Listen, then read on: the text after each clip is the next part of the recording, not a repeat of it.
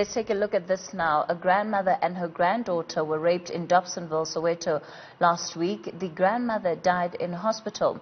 Rape culture, of course, is said to be among the highest in the world, at least rape culture in South Africa. We're joined by Naledi Mashishi, who is a researcher with Africa Check. Naledi, good evening, and thank you so much for your time tonight. Firstly, let's talk about what we know on the record in terms of the figures of how rape is recorded in this country. Good evening. It's actually, what we know so far is we don't know that much. It's really difficult to get accurate statistics about rape and rape prevalence for a couple of reasons. One of them, of course, is that a lot of women don't report. A lot of victims choose not to report for reasons based on like secondary victimization. The actual process of reporting can be traumatic. It's also, we only have one nationally representative study that has looked at rape statistics, and that was from 1998, the Demographic and Health Survey. So, which found that 4.4% of women between the ages of 15 and 49 had been forced to have sex in their lifetimes. But of course, the statistic is 20 years old. So we can't continue to use it today as an accurate picture of what rape looks like in this country. So it's very difficult to gauge exactly how prevalent rape is. But what we do know is that rape is unfortunately very high in South Africa. So then where are we supposed to place annual research such as the crime statistics that are released year on year? And of course they also aim to capture such data on the rape incidence rate in the country, etc. So is that data then also not reliable? It's not completely reliable in the sense that the crime statistics that SAS put out can only record how many people have actually gone to the police to report rape. And unfortunately, the thing with rape is that it has such a low rate of reporting. One of the things that I did find in my research that is quite interesting, though, is that one of the experts I spoke to said that a rise in crime statistic and rape in the crime statistics that are reported every year could be seen as an indication that there is a level of trust in the judicial system. So that's one way of looking at it.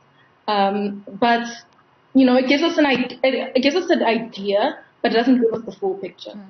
Speaking of the criminal justice system, the prosecutions that take place, do we have figures on those? How many of those who are actually charged with rape end up going to jail for that crime? Well, I did a report looking at this, and in the report, I found that there was a study done in 2016 that looked into this problem. So it looked at about 3,952 cases across the country that had been reported to the police, and it found that of these 3,952 cases, only 8.6 of the cases concluded with a guilty verdict.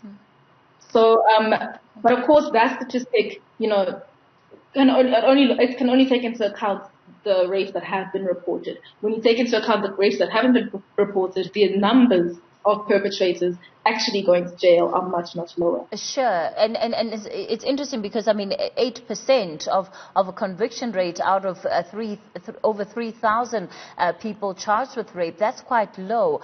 What does the research tell us, and are we able to know why that is the case? So do these cases, are they not successful prosecutions because of the evidence that's before magistrates? What is leading to this low conviction rate? Well, it's a number of those factors. And, you know, because I'm not a legal expert, I can't really delve into legal issues. But one thing that I did find quite interesting when I did this report was that 67.6% of the cases, okay, so sorry, let me rephrase. So the 2017 study that I spoke about found that prosecutors declined to prosecute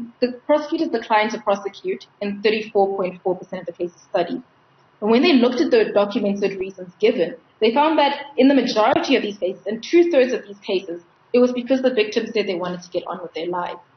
So not only do we have the legal complexities that come with prosecuting rape cases, but there are also high numbers of victims who are withdrawing the charges, not because they're faulty or anything like that, but because they are experiencing re-traumatization in the system. They find the actual process of going to the police, sitting through the court system to be traumatic, and they just want to move on with their lives. So that is another massive problem in the system. All right, Naledi, thank you so much for coming on to the show. Naledi Mashishi is a researcher with Africa Check.